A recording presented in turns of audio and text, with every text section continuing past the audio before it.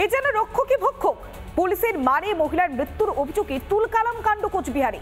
শুধুমাত্র মারধর নয়, শুক্রবার ওই মহিলার বাড়িতে ঢুকে পুলিশ 3 জনকে আটক করে নিয়ে যায় বলেও অভিযোগ ওঠে।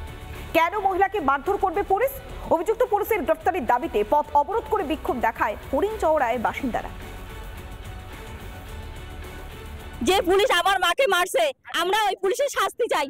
পুলিশের মারে মৃত্যু হয়েছে এমনটাই অভিযোগ তুলে কোচবিহারের হরিণচৌড়া সংলগ্ন এলাকায় পথ অবরোধে এই এলাকার এলাকাবাসীরা।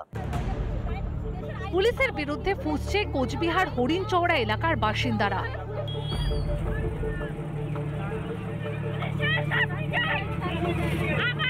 ঘটনার সূত্রপাত গত বৃহস্পতিবার হরিণচৌড়া সংলগ্ন বাঁধে পারে এক পুলিশের ড্রাইভারের সাথে এই পরিবারের এক সদস্যর বচসা বাঁধে। তারপরই গতকাল গভীর রাতে সেই বাড়িতে এসে অকথ্য অত্যাচার চালায় পুলিশ। ওই বাড়ির 3 পুরুষকে গ্রেপ্তার করে নিয়ে যায়। এমনকি অভিযোগ আরো গুরুতর, মহিলা পুলিশ ছাড়াই বাড়িতে এসে পুলিশ মহিলাদের উপর অত্যাচার চালায়। ঘটনার 1 রাত পর মৃত প্রৌঢ়ার বাড়িতে হামলা চালায় পুলিশ বলে অভিযোগ। মহিলা পুলিশ ছাড়াই কেন প্রৌঢ়ার গায়ে হাত? অভিযুক্ত পুলিশের শাস্তির দাবি মৃতার পরিবারের। 12টা 45 মিনিট নাগাদ পুলিশ হঠাৎ করে আমাদের বাড়িতে হামলা করে, মারে। আমার মা বাধা দিতে আমার মাকেও মারে, আমার ভাইয়ের বউকেও মারে। মাইরে পায়ে কি অবস্থা করে দিছে। বাধা দিতে যে যায় সে তাকে মারে। গ্রামের লোক আসে, গ্রামের লোককে তাড়াই করছে। কে আসবে সে তাকে মারবে। 5টা পুলিশের গাড়ি ছিল। পুলিশের বিরুদ্ধে যখন মারধরের অভিযোগের শোরগোল কোচবিহারে, তখন কলকাতার ভবানী ভবন থেকে এ প্রসঙ্গে মুখ খোলেন রাজ্য পুলিশের এডিজি আইন শৃঙ্খলা। দুটো ড্রাইভারের মধ্যে মারপিট হয়েছিল এবং সেই বেসিসে ড্রাইভারকে আজ অ্যারেস্ট করে আনা হয়েছিল। আনার পরে ওনার বাড়িতে ওনার মা ছিলেন এবং ওনার ডেথ হয়েছে।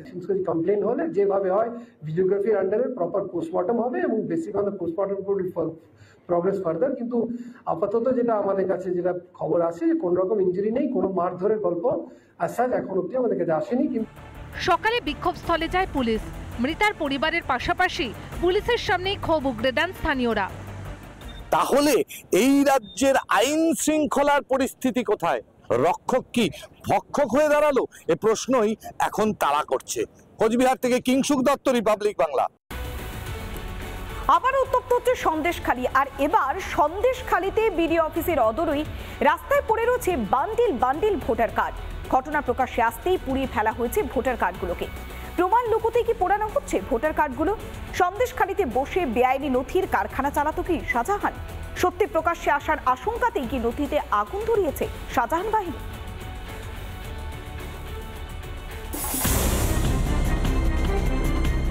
সন্দেশখালীতে এভাবে বান্ডিল বান্ডিল ভোটার কার্ড উদ্ধারের ছবি শুক্রবারই দেখিয়েছিল রিপাবলিক বাংলা।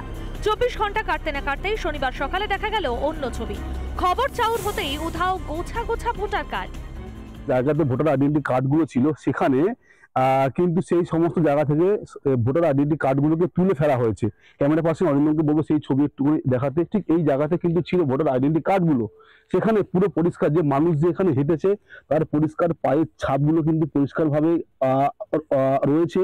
তার পাশাপাশি এই যে ঘাস রয়েছে সেই ঘাসগুলোকে কিন্তু ইচ্ছা মতো ভাবে কিন্তু ঘোটা হয়েছে। ঘুটে ঘুটে এই জায়গা থেকে কিন্তু ভোটার আইডেন্টি কার্ডগুলো তোলা হয়েছে। এখনো পর্যন্ত কিন্তু অর্ধ করা প্রচুর পরিমাণে কাগজ কিন্তু এখানে রয়েছে। সেই সব ভোটার কার্ড নিয়েই এবার সামনে আসছে চাঞ্চল্যকর তথ্য।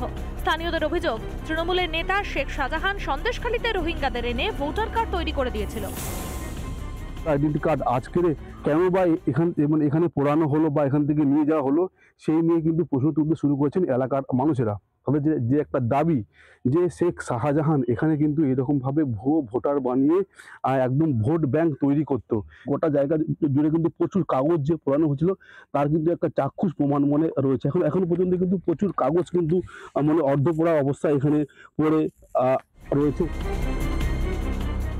সন্দেশখালী 1 নম্বর বিডিও অফিস সংলগ্ন পরিত্যক্ত জায়গা থেকে ভোটার কার্ড উদ্ধার হওয়ার পর এমনটাই দাবি স্থানীয়দের।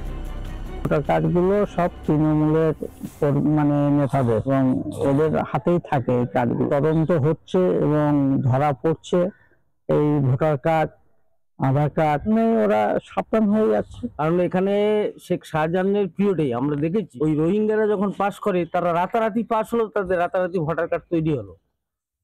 তারা ভোটার কার্ড এখান থেকে সংগ্রহ করলো, করে ওই নদীর চরে রাস্তার ধারে সব বসে গেল, তারাও ভোটার হয়ে গেল।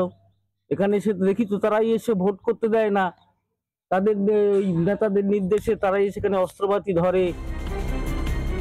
এই বিপুল ভোটার কার্ড কি রোহিঙ্গাদের তৈরি করে দিয়ে সন্দেশখালীতে ভোট ব্যাংক তৈরি করেছিল শেখ শাহজাহান?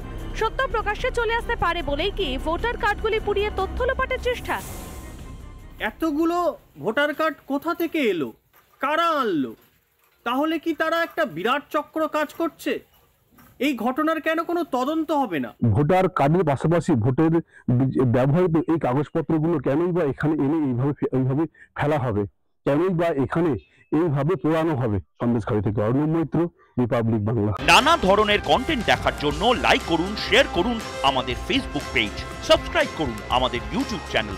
পাশাপাশি অন্যান্য ব্রেকিং নিউজের জন্য অবশ্যই চোখ রাখুন রিপাবলিক বাংলায়।